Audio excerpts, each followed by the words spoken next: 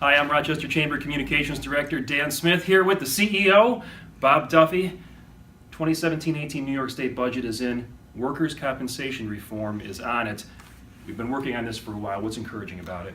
What's very encouraging about this year's workers' comp issues in the state budget is employers across the state will probably see a 5 to 7% decrease in costs. The reductions are about $500 to $700 million across the state. And we query our employers and our members all the time about what issues bother them the most. Workers' comp comes up as one of the top two every single year.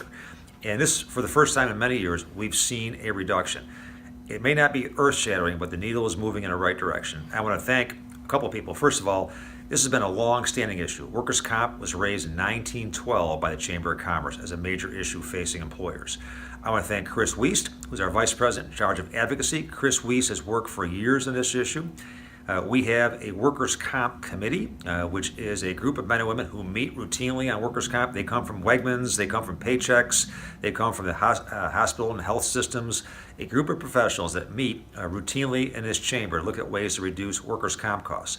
Our HR department did a survey for us. We surveyed all of our members, provide that information, and I'm happy to say that the changes across the state and the data used by the Business Council and used for the Senate majority, who really were the leaders pushing this, came primarily from the Greater Rochester Chamber of Commerce, thanks to people like Chris Wiest, Greg Brilla from Unshackle Upstate, and his team of workers' comp committee members. I also want to thank Sandy Parker, who was my predecessor here at the Chamber. I did not start the workers' comp committee, she did. And I want to thank her so much for doing it when she started it many, many years ago. So encouraging. It takes you were Lieutenant Governor, and we've heard you say a lot of times getting results in Albany is like watching grass grow.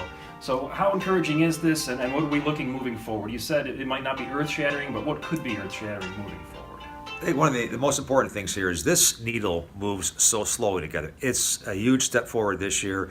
I want to thank, first of all, the Senate majority in the state Senate, who are really the leaders of this. And also, I'll thank the governor and the Assembly Speaker Hasty for supporting these changes.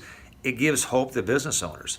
And I want people to think about this. With all the changes that we see across our state and in the budget, often what the forgotten group is our men and women who own businesses across the state. These are costs that crush them, that sometimes put them out of business.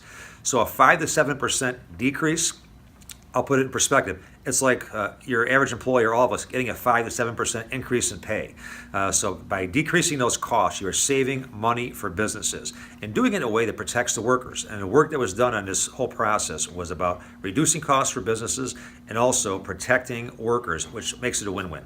And Bob talked about the work that our Workers' Compensation Committee has done going into last year, over the last decade. If you want to take a look at some of the most recent things that we've done, go to our website, greaterrochesterchamber.com.